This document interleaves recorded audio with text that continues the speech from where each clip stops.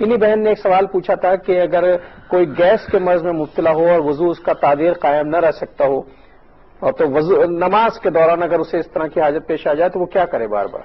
دیکھیں اس میں بہت باریک سا مسئلہ ہے، اس کو سمجھنے کا مسئلہ ہے. بعض لوگوں کو واقعی ایسا پرابلم ہوتا ہے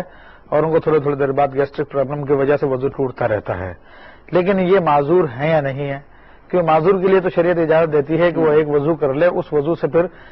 اس گیس کی وجہ سے اس کا وہ وضو نہیں ٹوٹے گا، اگلی نماز کے وقت تک جتنی نمازیں ادا کرنا چاہے وہ کر سکتے ہیں. تو اس کا کنفرمیشن کس طرح ہے کہ یہ معذور ہے یا نہیں؟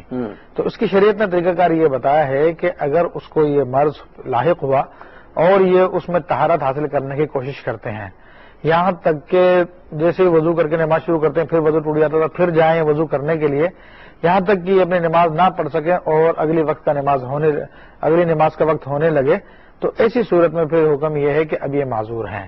اور اس کے بعد یہ وضو کر کے اپنی نماز ادا کر لیں. درمیان میں وہ وضو ٹوٹ جائے اسی مرض کی وجہ سے.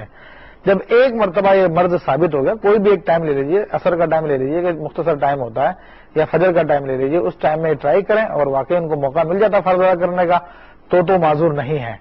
اور اگر اب موقع نہیں ملتا فرض ادا کرنے کا تو اب یہ معذور ہو گئے ہیں. معذور ہونے کے بعد اب اجازت ہے کہ یہ ایک وضو سے دوسری نماز تک جو ہے جتنی نمازیں چاہیں ادا کر لیں. البتہ دوسری اب ہر نماز کے اندر اتنی مقدار میں گیس کا پایا جانا ضروری نہیں ہے.